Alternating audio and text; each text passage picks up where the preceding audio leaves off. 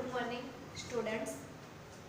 અત્યાર સુધી આપણે યુનિટ 6 એમાં 1, 2 અભ્યાસ કર્યો છે. આજે આપણે આ અભ્યાસક્રમમાં આપણો છેલ્લો પાઠ છે યુનિટ 6 રેડ 3.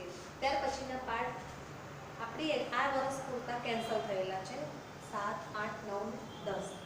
તો આ પાઠ છે આપણે જોઈએ ડેટિંગ ટેકનોલોજી. ડેટિંગ ટેકનોલોજીની એક પ્રકારની એવી પદ્ધતિ કે જેનાથી આપણે કોઈ પણ ગુનેગારને અથવા તો શોધકને પકડી શકીએ છીએ કે કયા, જેમ કે ઘણા વર્ષો પહેલાં ભૂતકાળમાં કોઈ ઘટના બની છે તો કઈ સાલમાં થઈ હશે અથવા તો ક્યારે બની હશે તેનો આપણે સમય છે ને નિર્ધારિત કરી શકીએ છીએ. તેને કહેવામાં આવે છે એક પ્રકારની ટેકનોલોજી. તો એ કઈ રીતે છે આપણે સમજીએ છીએ હવે પાઠ.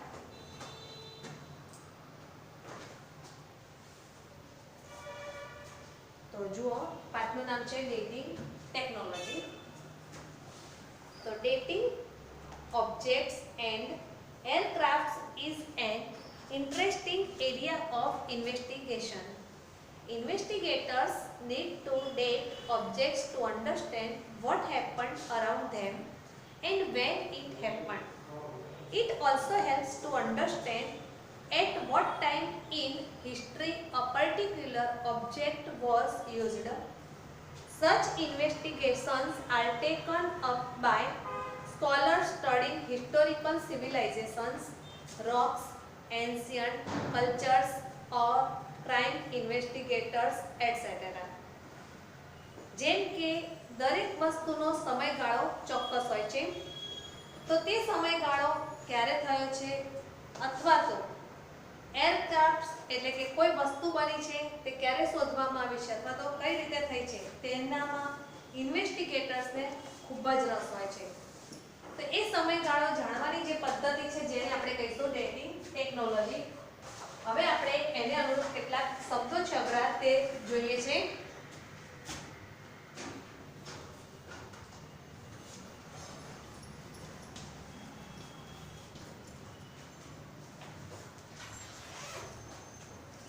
ડેટિંગ ટેકનોલોજી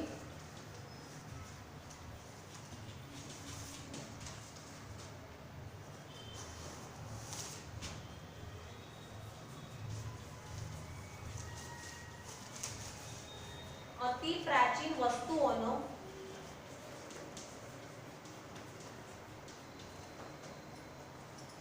અભ્યાસ કરવા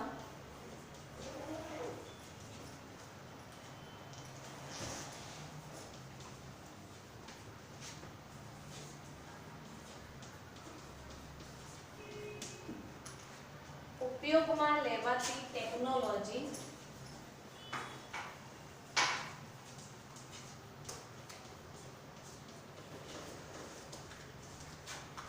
ત્યાર પછી છે civilisation.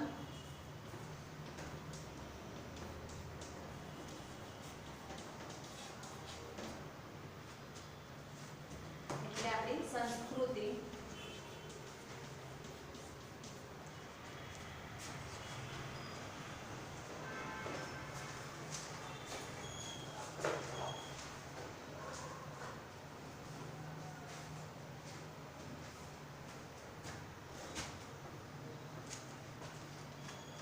Ancient culture.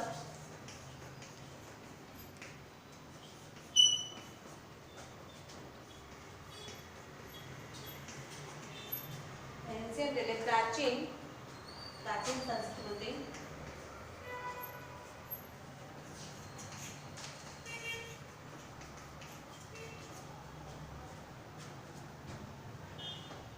Artifact.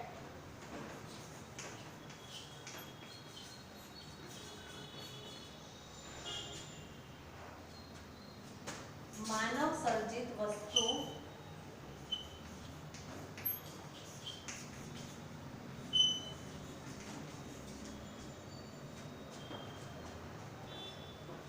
Radio active.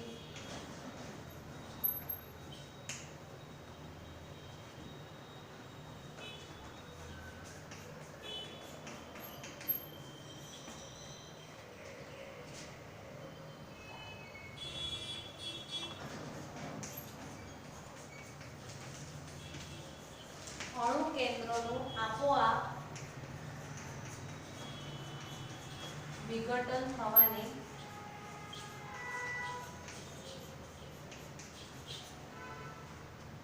પ્રક્રિયા, જેને આપણે કિરણોત્સર્ગ પણ કહીએ છીએ,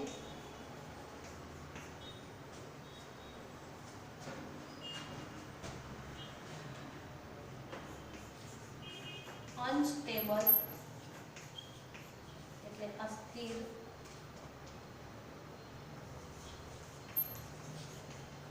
જે સતત બદલાતું રહે તેને આપણે કહીએ છીએ અનસ્ટેબલ. તો આપણે સૌથી પહેલા તો સમજતા જઈએ છીએ દરેક શબ્દના મીનિંગ સાથે. તો dating objects and artefacts is an interesting area of ઇન્વેસ્ટિગેટર્સ. ઇન્વેસ્ટિગેટર્સ એટલે જે લોકો ગુનાઓને શોધી રહ્યા છે તેવા વ્યક્તિઓ.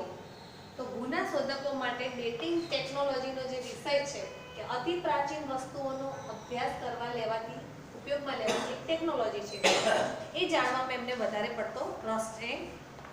ઇન્વેસ્ટિગેટર્સ need to date objects to understand what happened around them and when it happened. તેઓ એમ જ વિચારે છે કે આ વસ્તુ ક્યારે બનેલી છે, કયા સમયગાળા દરમિયાન બની છે તેમની આજુબાજુ, એ સમયગાળો નક્કી કરવામાં તેમને આ પદ્ધતિ ખૂબ જ મદદ કરે છે. It also helps to understand at what time in history a particular object was used. અને આ પદ્ધતિને સમજવા માટે તે લોકોએ ચોક્કસ પ્રકારની ઓબ્જેક્ટ છે એને સમજવું પડે છે, હિસ્ટ્રી જાણવી પડે છે. Such investigations are taken up by scholars studying historical civilizations, rocks, ancient cultures or crime investigators, etc. અને કેટલાક ગુના શોધકો છે તે લોકો નિષ્ણાતોની મદદ પણ લે છે અથવા તો તેમની જોડે રહીને કંઈક હિસ્ટોરીનો અભ્યાસ કરે છે કે આપણે ઐતિહાસિક કઈ સંસ્કૃતિ હતી, પછી રોક્સ એટલે પથ્થરો, ખડક, એન્શિયન્ટ કલ્ચર્સ એટલે જૂનામાં જૂની સંસ્કૃતિ કઈ છે, ઓર ક્રાઇમ ઇન્વેસ્ટિગેટર્સ અથવા જે લોકો ગુનાઓને શોધી રહ્યા છે તેવા પહેલાના જે માણસો છે એમનો પણ અભ્યાસ કરે છે કે કઈ રીતે તેમણે ગુનાઓને પકડેલા છે.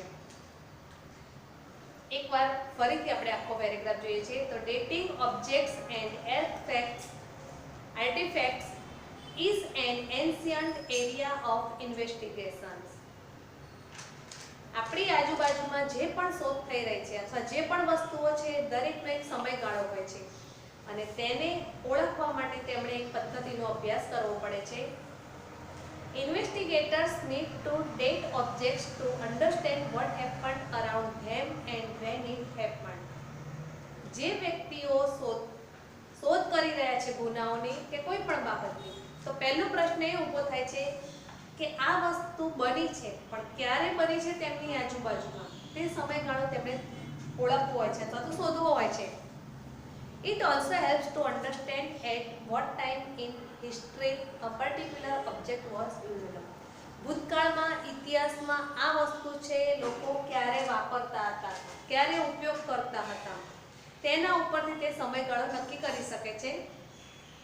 Such investigations are taken up by scholars studying historical civilizations, rocks, ancient cultures or crime investigators, etc. અને કેટલાક લોકોએ ભૂતકાળમાં ગુના શોધકોએ સારા એવા નિષ્ણાત વ્યક્તિઓની મદદ લીધી છે અથવા તેમના કરેલા કામનો અભ્યાસ કરેલો છે. કેટલીક આપણી ઐતિહાસિક સંસ્કૃતિ છે, ખડકો છે, પ્રાચીન આપણી સંસ્કૃતિ છે અને કેટલાક ગુનાઓના શોધકો છે, તે બધાનો ઝીણવટથી અભ્યાસ કરીને તે લોકોએ તેમને ઓળખવાનો પ્રયત્ન કર્યો છે કે આ સંસ્કૃતિને આપણે કઈ રીતે ઓળખી શકીશું, ચોક્કસ સમયગાળો શોધીશું કઈ રીતે. ત્યાર પછીનો paragraph. Several techniques are used to establish the age of various ancient natural objects and artifacts. કેટલીક ટેકનિકો એવી છે કે આ બધાની મદદથી અથવા તો એન્શિયન્ટ જે વસ્તુ બની ગઈ છે એ જાણવા માટે આપણને ચોક્કસ સમયગાળો બતાડી આપે છે. આ ટેકનિકો બહુ અગત્યની છે આપણા માટે. Various methods are based on radioactivity. આપણી એક પદ્ધતિ છે રેડિયો એક્ટિવિટી એટલે કે કિરણોત્સર્ગ. આપોઆપ વિઘટન થવાની પ્રક્રિયા, અંદર રહેલા જે કાર્બનના અણુઓ છે ને આપોઆપ ઓછા થવા. તો one method is radio carbon dating. પહેલી પદ્ધતિ છે, આપણા માણસના દરેકના શરીરમાં કાર્બનના અમુક અણુઓ છે, તો એ જ્યારે માણસ મૃત્યુ પામે છે ત્યારે એનામાંથી એનું પ્રમાણ ઘટતું હોય છે, અને કેટલા પ્રમાણમાં ઘટ્યું છે તેના આધારે તેનો ક્યારે નાશ થયો છે અથવા તો મૃત્યુ પામ્યો છે એ ડેટ એ લોકો નક્કી કરી શકે છે. Radio carbon or carbon 14 is the form of the element carbon. Radio carbon તમે કહી શકો છો અથવા તો કાર્બન 14. આ બંને સ્વરૂપો છે કાર્બનના છે. It is unstable. તે કેવું છે? અનસ્ટેબલ એટલે અસ્થિર છે, સ્થિર નથી કોઈ પણ જગ્યાએ.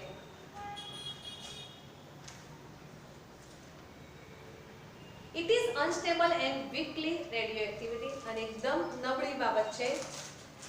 The stable forms are carbon 12 and carbon 13. જ્યારે કાર્બન 12 અને કાર્બન 13 આ બંને ફોર્મ છે ને એકદમ કેવા છે? સ્થિર છે. Carbon 14 constantly takes form and then changes in the upper atmosphere.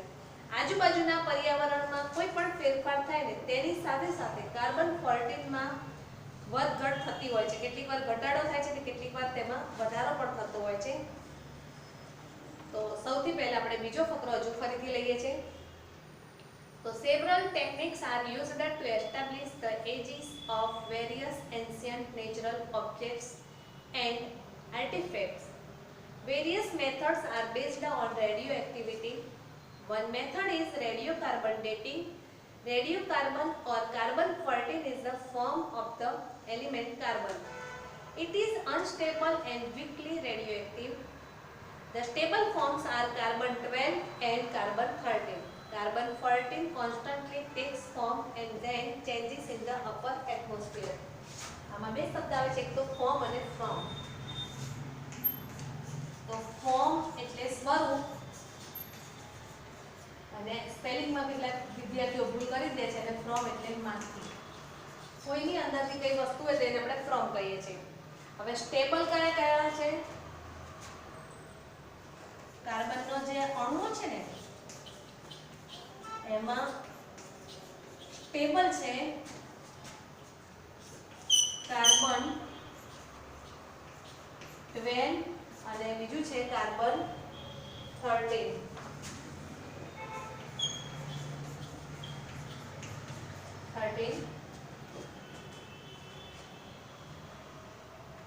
જ્યારે કાર્બન 14 એ અનસ્ટેબલ છે. આ શબ્દ તમને ટ્રુ ફોલ્સ માં પણ પૂછી શકાય છે અથવા તો ખાલી જગ્યામાં પણ પૂછી શકાય છે. તો several techniques are used to establish the ages of various ancient and natural objects and artifacts. તો આપણે જોઈએ છે કે કેટલીક એવી પદ્ધતિઓ છે જેના આધારે આપણે કે કઈ રીતે જૂની ગુનાશોધક પદ્ધતિઓ છે જેમાંથી ઓળખી શકાય છે અને એ વસ્તુનો ચોક્કસ સમયગાળો પણ તમે પ્રાપ્ત કરી શકો છો આ ડેટિંગ ટેકનોલોજી પદ્ધતિનો ઉપયોગ કરીને. Various methods are based on radioactivity. કેટલીક પદ્ધતિઓ છે ને એ આપણા રેડિયોએક્ટિવ પદ્ધતિ ઉપર આધારિત છે. One method is radiocarbon dating. અને એક પદ્ધતિ છે જે રેડિયોકાર્બન ડેટિંગ એટલે કે એ પદ્ધતિમાં કાર્બનનું પ્રમાણ વધઘટ થાય છે તેના આધારે તમે ઓળખી શકો છો કે શોધી શકો છો કે ક્યારે આ વસ્તુ બનેલી છે. રેડિયોકાર્બન અથવા તો carbon 14 is the form of the element carbon. Radiocarbon અથવા તો કાર્બન 14 આ છે ને એ કાર્બનનું એક સ્વરૂપ છે. It is unstable and weekly radioactive. તે કાર્બનનું સ્વરૂપ છે પણ કેવું છે? અસ્થિર. The stable forms are carbon 12 and carbon 13. જ્યારે સ્થિર સ્વરૂપો છે કયા છે? કાર્બન 12 અને કાર્બન 13. કાર્બન 14 છે constantly takes form and then changes in the upper atmosphere. તે હંમેશા વારંવાર પર્યાવરણમાં કોઈ પણ ફેરફાર થાય તેની સાથે તેના સ્વરૂપમાં પણ ફેરફાર થતો હોય છે. એકવાર આપણે બોર્ડમાં લખેલા બધા શબ્દો ફરી જોઈએ છે. તો પહેલું છે ડેટિંગ ટેકનોલોજી.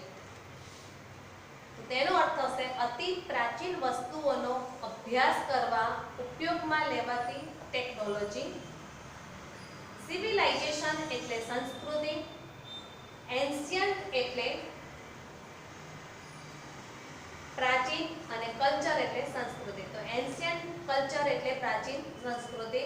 આર્ટિફેક્ટ એટલે માનવ સર્જિત વસ્તુ, માણસે બનાવેલી કોઈ પણ વસ્તુ. રેડિયો એક્ટિવિટી એટલે અણુ કેન્દ્રનું આપોઆપ વિઘટન થવાની પ્રક્રિયા. અનસ્ટેબલ એટલે અસ્થિર. અને કાર્બન એમાં પણ સ્ટેબલ કયા છે તો કાર્બન 12 અને કાર્બન 13 અને કાર્બન 14 છે અનસ્ટેબલ છે. એક શબ્દ છે ફોર્મ. તો ફોર્મ બોલો તો એનો સ્પેલિંગ થશે FORM. ફોર્મ એટલે સ્વરૂપ. અને બીજો શબ્દ છે ફ્રોમ. બે અક્ષરોની ખાલી આડાઅવળી છે, આગળ પાછળ થઈ ગયા છે. તો FROM ફ્રોમ એટલે કોઈના માંથી. ફરીથી જોઈએ છે તો ડેટિંગ ટેકનોલોજી એટલે અતિ પ્રાચીન વસ્તુઓનો અભ્યાસ કરવા ઉપયોગમાં લેવાતી ટેકનોલોજી. સિવિલાઇઝેશન એટલે સંસ્કૃતિ. એન્શિયન્ટ કલ્ચર એટલે પ્રાચીન સંસ્કૃતિ. આર્ટિફેક્ટ એટલે માનવ સર્જિત વસ્તુ. રેડિયો એક્ટિવિટી એટલે અણુ કેન્દ્રનું આપોઆપ વિઘટન થવાની પ્રક્રિયા. અનસ્ટેબલ એટલે અસ્થિર. સ્ટેબલ એટલે કાર્બનમાં કેટલાક અણુઓ છે સ્થિર છે, જેમ કાર્બન 12 અને કાર્બન 13. જ્યારે અનસ્ટેબલ છે કાર્બન 14 છે, એ આજુબાજુના પર્યાવરણમાં ફેરફાર થવાથી તેની અંદર કાર્બનની વધઘટ થતી હોય છે. ત્યાર પછી છે ફોર્મ અને ફ્રોમ. બે શબ્દ આપણે જોયા. પછીનો આપણે આગળ જોઈએ પેરેગ્રાફ. તો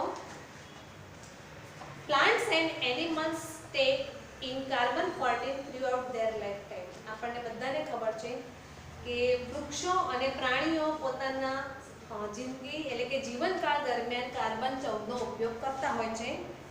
વેન ધે ડાય, અને જ્યારે તેઓ અવસાન પામે છે ત્યારે they stop exchanging carbon and their carbon 14 then starts to decrease at a rate determined by the law of radioactive decay. જ્યારે તેઓ નાશ પામે છે ત્યારે ધીમે ધીમે તેના અંદર રહેલું કાર્બન 14 નું પ્રમાણ છે ને એ ઘટવા લાગે છે. અને કાર્બન 14 જે ઘટે છે તેની ઉપરથી રેડિયો એક્ટિવ દ્વારા તેઓ તેનો નાશ ક્યારે થયો છે એ જ પણ નક્કી કરી શકે છે સમયગાળો. This method is designed to measure this leftover radioactivity. અને આ જ પદ્ધતિને રેડિયો એક્ટિવિટી પદ્ધતિથી ઓળખવામાં આવે છે. By knowing how much carbon 14 is left in a sample. અને આપણે પણ જાણીએ છીએ કે કાર્બન 14 છે ને એ કેટલા અંશે હોય છે. The age of the organism when it died can be known. અને એમાં રહેલા કેટલા ભાગમાં કાર્બનના અણુઓ રહેલા છે તેની ઉપરથી ઓર્ગેનિઝમ એટલે જે પણ પ્રાણી કે છે તેની એજ કઈ હશે તે આપણે નક્કી કરી શકીએ છીએ. એટલે કાર્બન 14 ના અણુઓ કેટલા પ્રમાણમાં તેના શરીરમાં છે તેના આધારે જ આપણે તે નક્કી કરી શકીએ છીએ. ત્યાર પછી નેક્સ્ટ પેરેગ્રાફ જોતા પહેલા આપણે આ પેરેગ્રાફ ફરી જોઈએ છે. Plants and animals take in carbon 14 throughout their lifetime. તેમના જીવનના સમયગાળા દરમિયાન તેઓ કાર્બન 14 નો ઉપયોગ કરતા હોય છે, પ્લાન્ટ્સ અને એનિમલ્સ. When they die, જ્યારે તેઓ અવસાન પામે છે ત્યારે they stop exchanging carbon. તેઓ કાર્બનને લેવાનું બંધ કરી દે છે. And their carbon 14 then starts to decrease. Decrease એટલે ઘટાડો થવો. તેમના શરીરમાં રહેલું જે કાર્બન 14 છે ને તેના અણુઓમાં ધીમે ધીમે ઘટાડો થાય છે. At a rate determined by the law of radioactive decay. કે એના ઉપરથી આપણે નક્કી કરી શકીએ છીએ કે આ જે પણ ઓર્ગેનિઝમ્સ છે તે ક્યારે નાશ પામે છે તેની આપણે એજ નક્કી કરી શકીએ છીએ. This method is designed to measure this leftover radioactivity. અને તેના ઉપરથી તેને સમયગાળો છે બધું જ આપણે ડિઝાઇન પ્લાનિંગ કરી શકીએ છીએ. by knowing how much carbon 14 is left in a sample, કે કાર્બન છે કેટલા પ્રમાણમાં હોય છે. The age of the organism when it died can be known, કે જ્યારે તે નાશ પામે છે ત્યારે જ તેના ઉપરથી તેનો સમયગાળો કે એજ નક્કી કરવામાં આવે છે. લાસ્ટ પેરેગ્રાફ છે. Other methods are also used like archaeomagnetic dating. એક બીજી પદ્ધતિ છે જેને આર્કિયોમેગ્નેટિક ડેટિંગ પદ્ધતિના નામથી ઓળખવામાં આવે છે. This is based on reversal of magnetic field of the earth, કે જે આપણે પૃથ્વી ઉપરની ચુંબકીય ક્ષેત્રના પરિવર્તન ઉપર આધારિત છે. એટલે કે ચુંબકીય સમય નિર્ધારણ જેવી અન્ય પદ્ધતિઓ પણ ઉપયોગમાં લેવામાં આવે છે. એક વસ્તુ કદાચ તમને પણ ખ્યાલ હોય કે કોઈ પણ જૂનામાં જૂનું વૃક્ષ હોય ને તેને કાપીએ તો તેની અંદરથી આપણને ગોળાકાર કેટલાક વલયો જોવા મળે છે અને એ વલયો તેની એજ નક્કી કરે છે. ગણીને કહી શકાય કે આ વૃક્ષ કેટલા વર્ષો જૂનું છે. Tree rings dating is another useful technique, કે વૃક્ષોની અંદર રહેલી જે રીંગો છે તે પણ આપણને ઉપયોગી છે આ ટેકનિકમાં. Every year changes occur within a tree by factors like rainfall, etc. દર વર્ષે વૃક્ષો છે ને ઘણું બધું સહન કરતા હોય છે, જેમ કે પુષ્કળ પ્રમાણમાં વરસાદ આવવો જેવી ઘણી બાબતો. These changes can be seen in form of ring patterns, અને આ ઘટનાના કારણે તેમની રિંગની પેટર્નમાં પણ ફેરફાર થતો હોય છે. Within the tree trunks, એટલે કે વૃક્ષનું જે થડ હોય ને તેને ટ્રંક કહેવાય છે. These are used as a date fingerprint in this technique.